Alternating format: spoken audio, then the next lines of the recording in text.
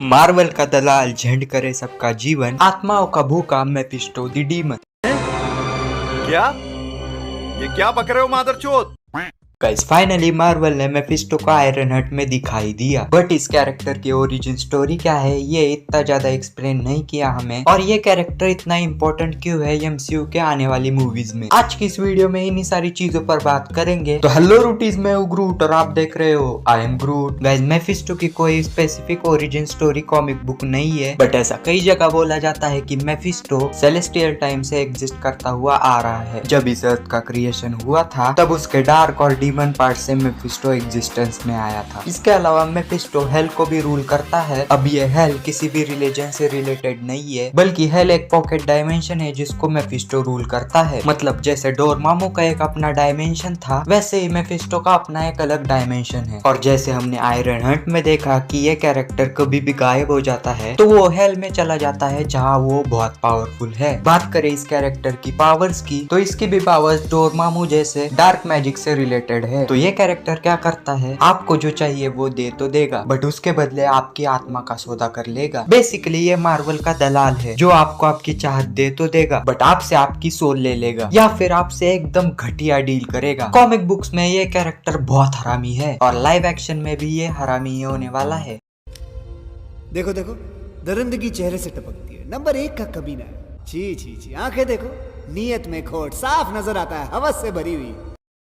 ये कैरेक्टर इसलिए इम्पोर्टेंट है क्योंकि इसने डॉक्टर डूम, डॉक्टर स्ट्रेंज और स्पाइडरमैन जैसे कैरेक्टर्स की लाइफ झंड कर दी थी। तो सभी कैरेक्टर्स के ऊपर डिटेल में बात करेंगे। तो पहला कैरेक्टर जिसकी लाइफ मेफिस्टो ने झंड कर दी वो है अपना लौंडा स्पाइडरमैन। मैंने इसके बारे में अपनी Spiderman brand new day comic explanation video में भी बताया था। तो होता ही हुए कि सिविल वॉर 2 कॉमिक के दौरान स्पाइडरमैन की आइडेंटिटी रिवील हो जाती है, जिससे कि स्पाइडरमैन के विलन्स पीटर पार्कर के पीछे लग जाते हैं। और इसी के दौरान विल्सन फिस्क स्पाइडरमैन के घर पे अटैक कर देता है, जिसमें आंट में को एक गोली लग जाती है। और नो वे होम में जैसे पीटर डॉक्टर स्ट्रेंज के पास जाता है, वैसे ही वो कॉमिक्स में भी जाता है, बट डॉक्टर स्ट्रेंज के साथ बहुत कोशिश करने पर भी वो आंट में को उस गोली से नहीं बचा पाता। मतलब व्हाट इफ में जैसे डॉक्टर साहब क्रिस्टीन को उस एक्सीडेंट से नहीं बचा पाते, वैसे ही पीटर के साथ होता है। वो हर बार आंट में को नहीं बचा पाता। फिर वो वहां से जा ही रहा होता है कि उसको एक रेड क्रो दिखता है, तो पीटर उस क्रो का पीछा करता है और हमें पता चलता है ये कोई और नहीं बल्कि मेफिस्टो है। और मेफिस्टो उसके सामने एक डील रखता है जिसमें वो दुनिया को भुला तो देगा कि पीटर पार्कर ही स्पाइडरमैन है, बट इसमें भी वो अपना हरामीपना दिखाई देता है। वो पीटर से उसकी और एमजे की रिलेशनशिप का सौदा करता है। हालांकि एमजे पहले रेडी नहीं होती, बट बहुत ज्यादा रंडी रोने के बाद अपना लौंडा मोहतरमा को मना ही लेता है। और यही से स्पाइडरमैन ब्रांड न्यू डे की शुरुआत होती है। और मार्वल की next movie Spiderman brand new day है, तो इस मूवी के लिए मेफिस्टो बहुत ही इंपॉर्टेंट हो जाता है। Spiderman brand new day comic की स्टोरी मैंने ऑलरेडी इस वीडियो में एक्सप्लेन कर रखी है। इस वीडियो की लिंक आपको डिस्क्रिप्शन में भी मिल जाएगी या फिर आप चैनल पर जाकर भी देख सकते हो। नेक्स्ट कैरेक्टर है डॉक्टर स्ट्रेंज। डॉक्टर स्ट्रेंज और मेफिस्टो कॉमिक्स में बहुत ही क्लोजली रिलेटेड है, क्योंकि मेफिस्टो जो है वो हेल को इस रियल वर्ल्ड में लाना चाहता है और सॉर्सरर सुप्रीम हमारे डॉक्टर साहब अर्थ को प्रोटेक्ट करने के लिए रिस्पॉन्सिबल है। तो कॉमिक्स में आए दिन इन दोनों का फेस ऑफ होते रहता है और कभी कभार तो डॉक्टर साहब भी मेफिस्टो से डील करते हैं। नेक्स्ट कैरेक्टर है विक्टर वॉन डूम। मार्वल के मल्टीवर्सल सागा का विलन डॉक्टर डूम है, तो इस वजह से मेफिस्टो बहुत ही इंपॉर्टेंट हो जाता है आने वाली मूवीज के लिए, क्योंकि डॉक्टर डूम की ओरिजिन स्टोरी बहुत क्लोजली रिलेटेड है मेफिस्टो के साथ। तो कहानी की शुरुआत होती है विक्टर जब 3 साल का होता है तब से, और उस टाइम पे लैटवेरिया पे बैरन नाम का एक डीमन रूल कर रहा होता है। और उसी के चलते विक्टर की माँ सिंथिया, जो एक सॉर्सरर और बहुत पावरफुल मैजिशियन होती है, वो मेफिस्टो से पावर्स लेती है बैरन को हराने के लिए, ताकि वो लैटवेरिया को फ्रीडम दे सके। और जब वो मेफिस्टो से पावर्स लेती है तब वो बैरन के बहुत सोल्जर्स को भी मार देती है, बट इधर भी मेफिस्टो बकचोदी कर ही देता है। वो सिंथिया को पावर्स दे तो देता है, बट उसके बदले वो लैटवेरिया के सारे बच्चों की सोल ले जाता है, मतलब उनको एक तरह से मार ही देता है। और वो विक्टर को जिंदा रखता है ताकि लैटवेरिया के लोग उन बच्चों के डेथ का ब्लेम सिंथिया पर लगाए। और इसी के चलते लैटवेरिया के लोग सिंथिया के जान के पीछे पड़ जाते हैं और यहीं पे हमें सिंथिया की सॉर्ट ऑफ डेथ दिखाई जाती है। और लैटवेरिया के लोग सिंथिया का फ्यूनरल एक विच की तरह करते हैं और विक्टर को उसके ही सामने उसके माँ के बारे में बुरा बोलते हैं। और यहीं पर विक्टर उनको अपोज करता है क्योंकि उसको कहीं ना कहीं पता था कि उसकी माँ अच्छी थी और अब उसके अंदर लैटवेरिया के लोगों के लिए गुस्सा आ जाता है और यही से उसका इंटरेस्ट अपने माँ के मैजिक और टेक में भी आने लगता है। और जब वो थोड़ा बड़ा हो जाता है तब वो यूएस चला जाता है अपनी पढ़ाई के लिए और वहीं पे उसकी मुलाकात रीड रिचर्ड से भी होती है। वो वहाँ पे एक डिवाइस पे काम कर रहा होता है जिससे कि वो पता लगा सके कि अपनी माँ सिंथिया की मौत किस वजह से हुई। और जब वो उस डिवाइस को बना लेता है तब वो उस डिवाइस को खुद के ऊपर यूज करता है। तब वो पहुंच जाता है हेल या फिर नेदर रियल में जहाँ पे मेफिस्टो होता है। विक्टर वहाँ पे अपनी माँ की सोल को भी देखता है जहाँ पे मेफिस्टो उसको टॉर्चर कर रहा होता है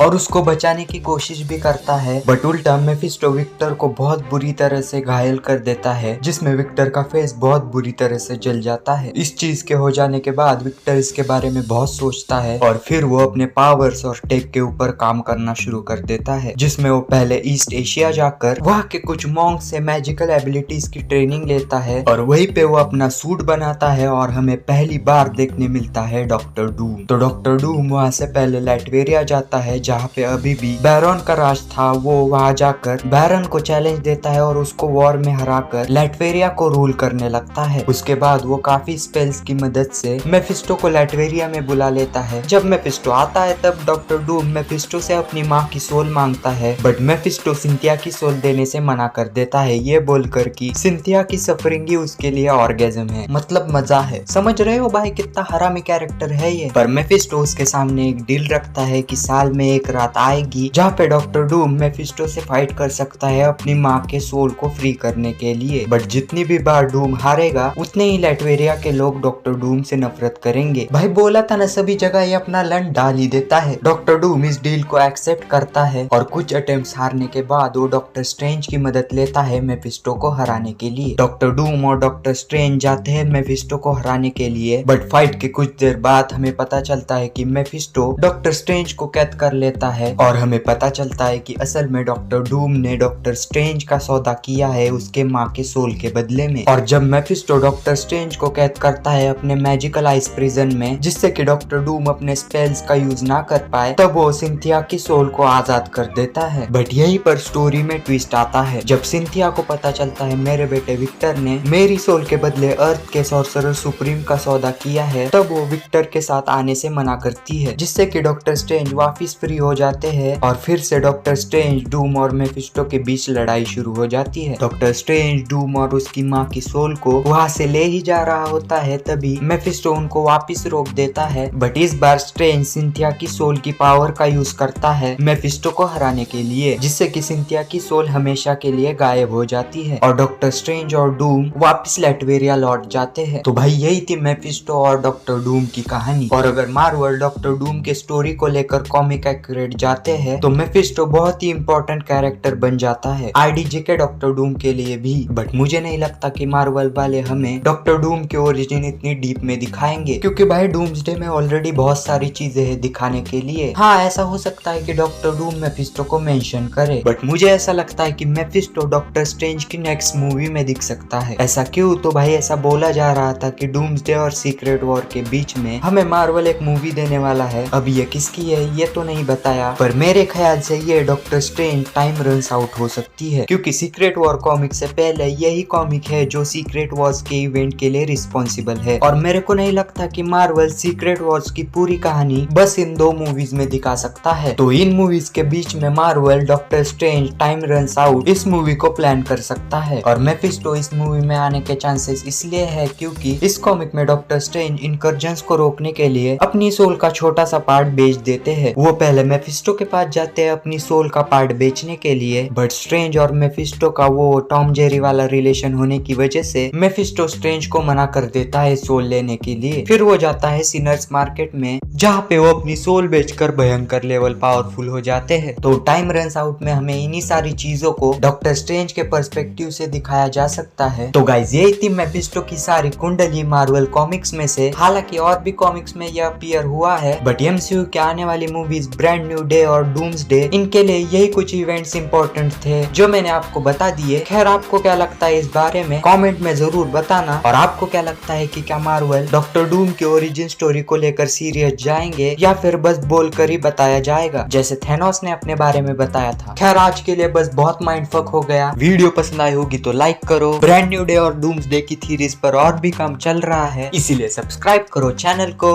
और तब तक के लिए आई एम ग्रूट।